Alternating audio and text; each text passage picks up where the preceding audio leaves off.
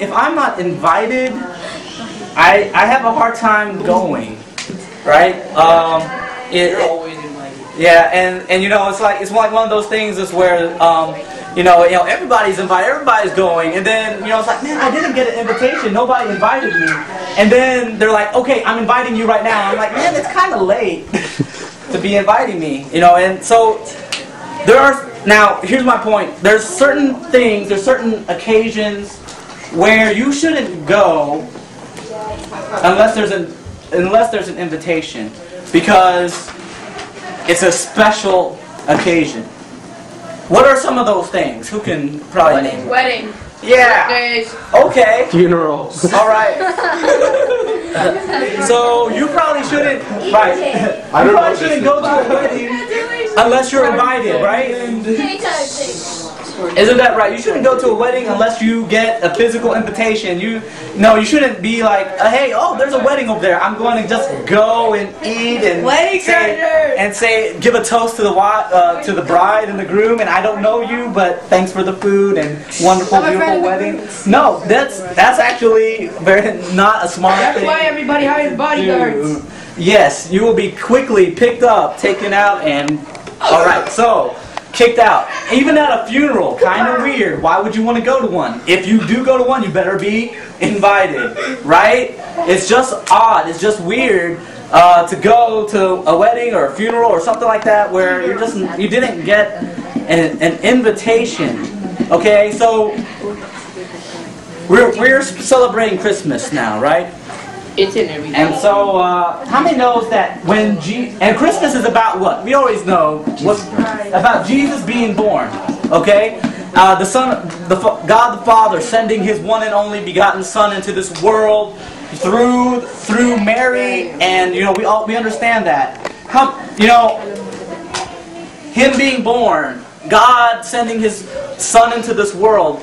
Did you know that happened 2,000 years ago when God gave His Son, that God gave an invitation to a couple of people to witness His one and only Son, to witness the birth of His Son. He gave an invitation for that. God did not invite everybody to witness His Son being born. Did you know that? He only invited a couple of people. And so that means these people were probably pretty special people if God chose to just invite them. You know what I mean? And so, Nathan mentioned shepherds. Were there shepherds that witnessed Jesus being born? Yes.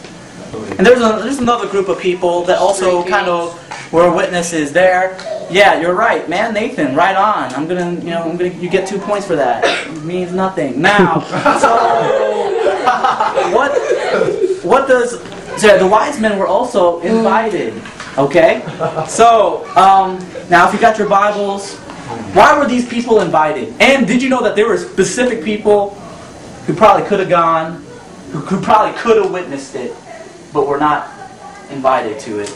And so we got to figure that out. And you guys, 2 points. All right. So open your Bibles real quick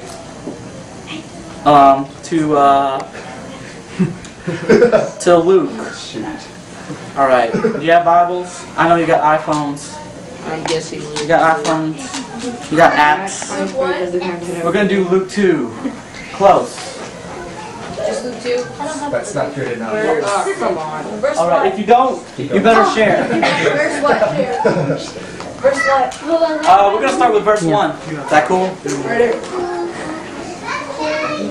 We're so close. Oh, man. All right. We're talking about the birth of Jesus here.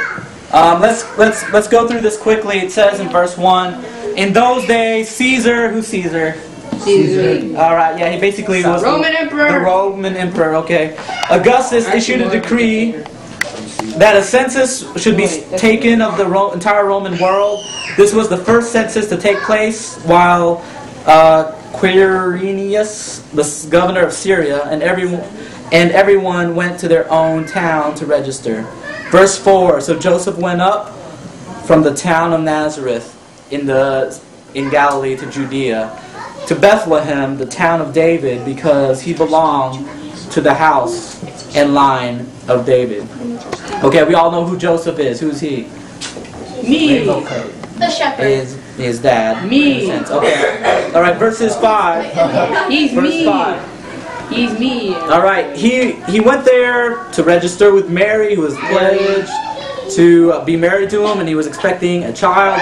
While they were there, a time came for the baby to be born, and she gave birth to her firstborn, a son. She wrapped him in clothes and placed him in a manger because there was no guest room available for them. Verse 8. Here's the important part. All right, pay attention here. Verse 8. And there were shepherds living out in the fields nearby, keeping watch over the flocks at night. Okay, let's just stop right there. Shepherds. And so when you think of a shepherd, what do you think about? Sheep. Okay, sure. All right. They take care of sheep. Why do you think of sheep? They what? They guide sheep. Is that true? Shepherds guide sheep? Yes. Is that all they do? Yeah, sometimes. What else do they do? Give them grass. They give them food. They protect them. Yeah, good. They give them money. Protect them, feed them, take care of them. They take care of animals. They take care of sheep. Now here's the key thing. Our shepherds, if you take care of sheep, I mean, is that whenever you grew up and or when you're a kid and you're like, man, I want to take care of sheep when I grow up. No? Nobody wanted to do that? I don't know. It's like, spiritually, yeah. I want to shave them. You wanted to shave? No. So what kind of job is a shepherd job? A poor job. It's kind of like a manual labor type deal, right? Well, he loves his job. And guess what? If you have to work at night, is that anything? Oh man, when I grow up, I want to work when people are sleeping. No, right? Night shift. Nobody says that. Okay, so we understand that shepherds, man, it's not the most prestigious job in the world, right? Not the most prestigious job in the world. They are taking care of sheep at night, dirty, stinky, and let's face it, sheep aren't smart, right? All right, kind of dumb sheep. They're taking care of these things. And that's what they have to do. Give them food, water, and and they guide them, they protect them. And usually they don't even own them. It's somebody else that owns them, and they're just taking care of them. And here they are. And what happens one night as these shepherds are just doing their job late at night, just looking at sheep all day. All day. Every day. For all of their life. Looking at sheep and taking care of them. I bet they fell asleep. Yeah, they're counting sheep. Nice. All right. Joke of the day, 2 points. All right, so. That's 4 points, Nathan. Wow. I just got it. What is happening here? I don't know. All right. Let's find out what happens. Let's read verse 9 real quick. So here's their sheep, verse 9. An angel of the Lord appeared to them, and the glory of the Lord shone around them, and they were terrified. Okay, so all of a sudden, they've been looking at sheep. This doesn't happen every day, but they were just looking at the sheep, taking care of the sheep, doing their job. Okay, and then all of a sudden, in the middle of the night, Angel. That's me. angels Yellow light. singing and dancing before them, right? Shone all around them. Joyous for light, all right?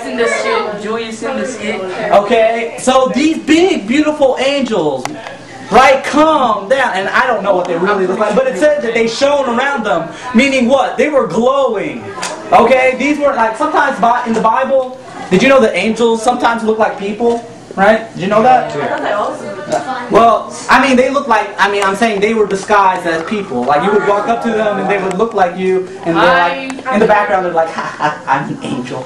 So, but, anyway. But these angels, these angels are real angels that like they started glowing among them, and they made sure that the shepherds knew that I am a messenger of God to you people.